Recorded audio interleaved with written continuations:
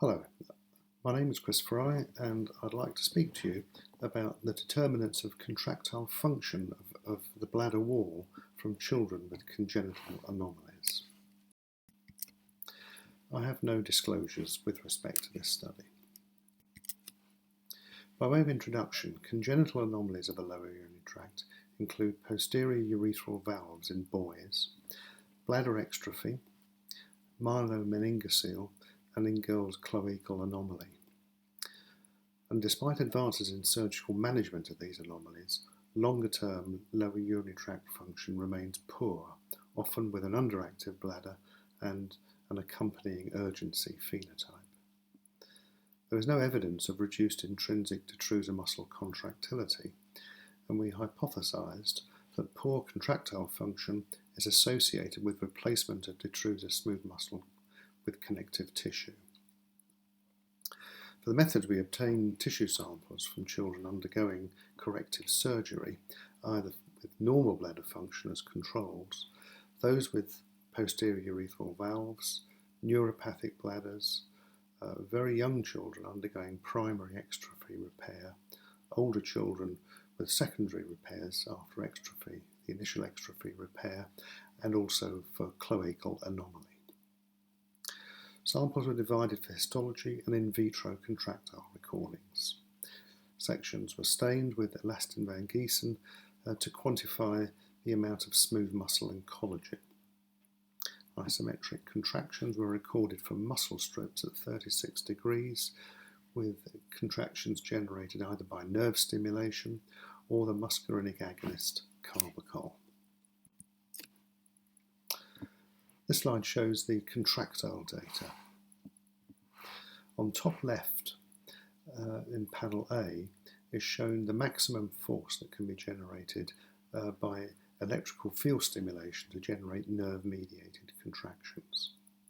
In panel B is shown a tension generated with the muscarinic agonist Cuckow. And in both situations, there was reduced contractile force in those tissues from children with anomalies compared to normal tissue, except in those samples obtained from girls with cloacal anomaly. Panel C shows the sensitivity of these tissue strips to Cuckow, and no supersensitivity was observed. And this is in contrast to what has been proposed to occur in overactive bladders from adult Detrusor. And equally unusual compared to adult Detrusor, there was evidence of atropine resistance in all samples.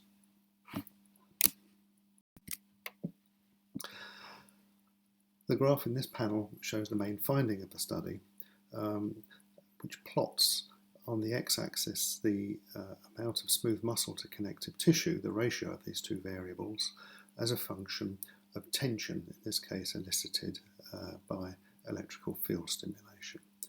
And what may be seen is the extremely good relationship between these two variables. As the amount of connective tissue increases, going from right to left on this plot, then the amount of tension that's generated decreases.